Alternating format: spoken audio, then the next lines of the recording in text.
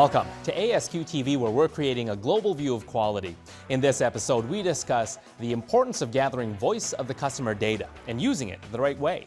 One organization's 9-step cycle to better hear what customers are saying. Gaining insight by building a house of quality. And finally, on the lighter side, we LOL over some unusual quality terms. Voice of the customer, or VOC, is the ongoing collection of customer needs and expectations, both spoken and unspoken. VOC can make or break any organization. ASQ VOC committee member Frank Murdoch shares the importance of putting it to good use.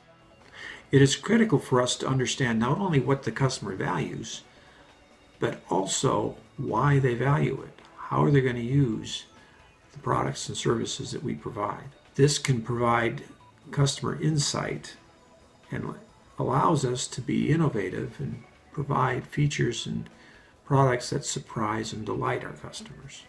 Murdoch says organizations must be proactive when gathering and using VOC information. The worst way of gathering customer information is to wait until something goes wrong and they complain. Like Dr. Deming says, that's scraping burnt toast. It's important to be open, accessible, and organized. Some organizations have put up enormous barriers to prevent the people that do create the value to build relationships and actually experience what the customer experiences. But VOC is more than just gathering information. It's using that information properly within an organization.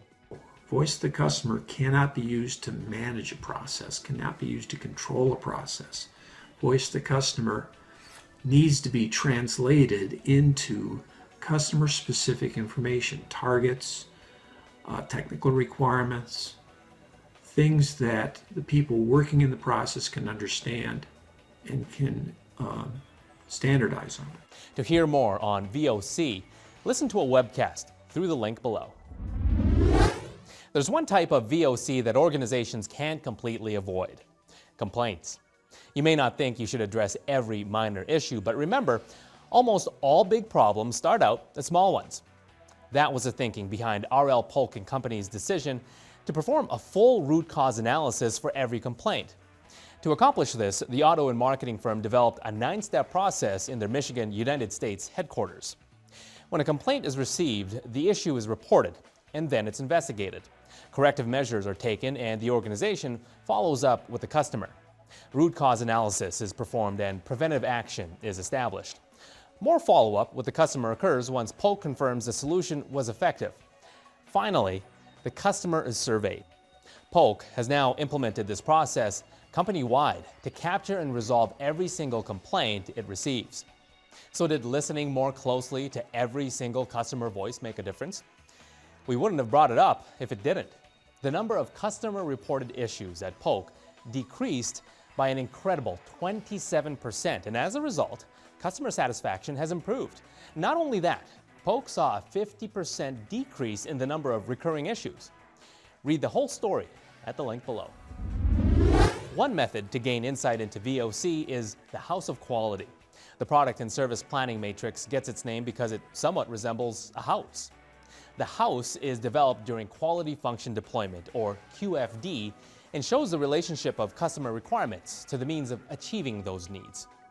The horizontal part of the matrix contains customer information, listing the customer's needs and wants so the team can determine their relative importance.